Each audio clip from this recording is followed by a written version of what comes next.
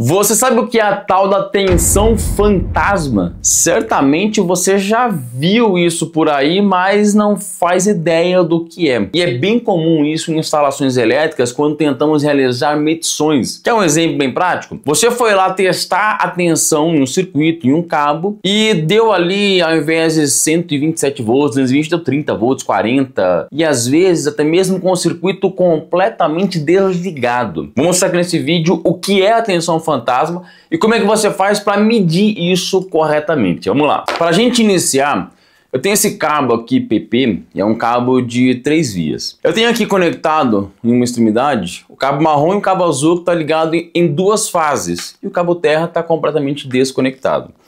Então, consequentemente, se eu vier aqui, ó, entre os 2 cabos fases, ó, pegar uma fase aqui e pegar aqui ó, a outra fase, percebe aqui no multímetro que deu 206 volts. Porém, agora eu vou pegar uma única fase, vou pegar aqui ó, o cabo terra. E você percebe que deu ali agora 50 volts. Mesma coisa pegando agora aqui a outra fase, também o cabo terra. Percebe que deu ali 47 volts. Isso daqui não é porque tem alguma fuga ocorrendo aqui no cabo, não é porque tem capa ali falhando, tem cabo de cobre conectando, ou porque o cabo está molhado, tem umidade passando tensão, não é nada disso. Isso se chama-se acoplamento capacitivo. Quando você tem um cabo que tem uma tensão nele, mesmo sem ter corrente, e um outro cabo muito próximo, pode ocorrer esse tal do acoplamento capacitivo. O mesmo efeito que ocorre dentro de um capacitor. Você tem cargas ali que vão acabar interferindo no outro cabo. E aí, como o multímetro ele tem uma impedância muito alta, o que acontece quando você coloca ali, ele acaba medindo essa tensão ali fantasma, a tensão que está sendo gerada ali no cabo, mas que não representa risco nenhum. Nenhum mesmo. Pois é uma tensão que, por exemplo, se eu pegar uma lâmpada aqui e eu colocar entre fase e fase, percebe que a lâmpada realmente acende.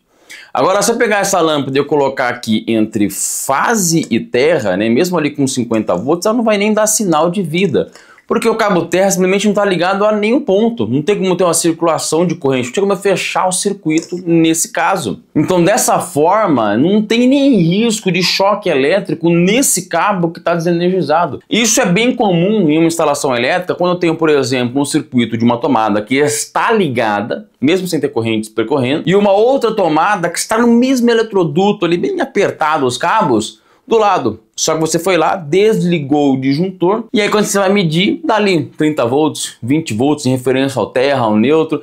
E por quê? Por causa disso, por causa do tal acoplamento capacitivo. Lembrando que esse acoplamento capacitivo é diferente do acoplamento indutivo. O acoplamento indutivo é quando eu tenho uma corrente elétrica percorrendo em um cabo ou em uma bobina, que aí ela vai induzir uma tensão no outro cabo. E aí essa tensão pode sim ser perigosa quanto maior a corrente no outro cabo. E se for uma bobina, maior ainda, porque ela vai aumentar essa corrente que vai ser induzida no outro cabo. É bem diferente. Já o acoplamento capacitivo, que é o que a gente está vindo aqui, para ele começar a ser perigoso, eu precisaria ter uma tensão muito mais alta. Talvez ali uma média tensão acima dos 13 mil volts, né, 60 mil volts e assim por diante, que é o que pode ocorrer em redes de distribuição de energia. E aí, a grande questão é que na maioria das vezes, quando você vai realizar medições, você acaba realizando essas falsas medições, achando que tem tensão e não tem. E aí fica na dúvida, achando que pode ser uma fuga de corrente, pode ser um circuito que está molhado, está passando tensão de um cabo para o outro, etc. E a grande maioria dos multímetros não consegue realizar essa medição corretamente. Existem alguns multímetros que, inclusive, esse vídeo aqui, eu copiei uma ideia do Marcelo Mendes, lá da Sala de Ferramentas, que ele publicou esse vídeo lá no Instagram, mostrando um modelo de multímetro que tem a função chamada LOZ, que nada mais é do que o Z, né, que significa impedância, ou seja, é um multímetro que tem uma baixa impedância. Então, consequentemente, quando você conecta um multímetro, ele vai consumir essa tensão de forma que, como não vai ter corrente, ela some.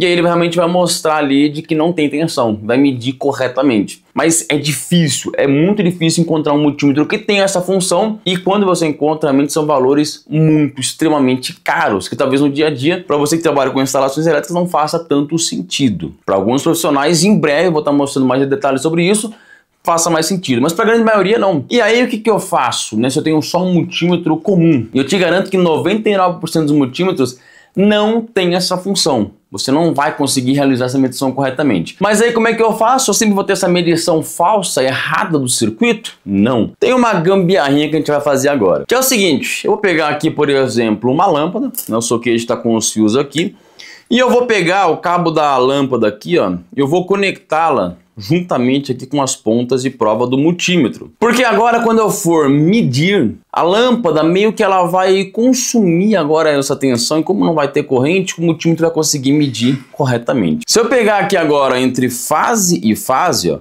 vai dar o mesmo valor de tensão, mesma coisa, e a lâmpada acendeu. Agora se eu pegar aqui entre fase e terra, olha lá, a tensão agora ela já caiu para 10 volts, ou seja, eu consequentemente já sei de que isso é uma tensão fantasma, porque ó, sem a lâmpada, se eu tirar a lâmpada aqui, ó, eu tenho 50 volts. Já com a lâmpada ligada junto aqui, ó, já caiu para 7 volts. Isso acontece porque a lâmpada ainda tem uma impedância alta. Agora eu vou testar com outro equipamento com uma impedância muito mais baixa. Essa resistência, por exemplo, tem 320 ohms. Então agora a mesma coisa, a resistência está aqui, os cabos delas estão conectados aqui, ó.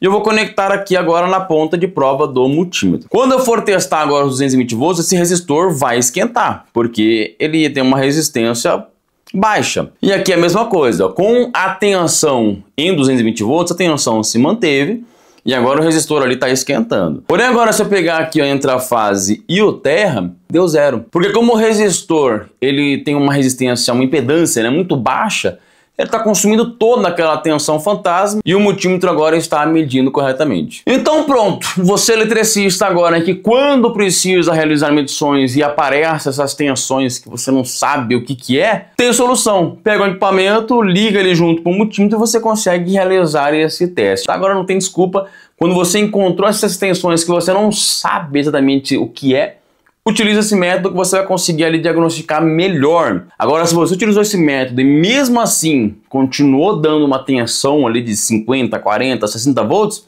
realmente pode ser alguma fuga de tensão que esteja ocorrendo ali por uma falha na isolação ou por excesso de umidade em algum ponto e realmente precisa verificar na instalação. E aí, você não sabia dessa? Esse vídeo finalmente te ajudou? Então você tem que se inscrever aqui no canal, deixa aquele like. E se você quiser se tornar um profissional na área da elétrica e aprender muito mais, tem os links aqui embaixo dos nossos cursos, então corre lá que eu te aguardo lá.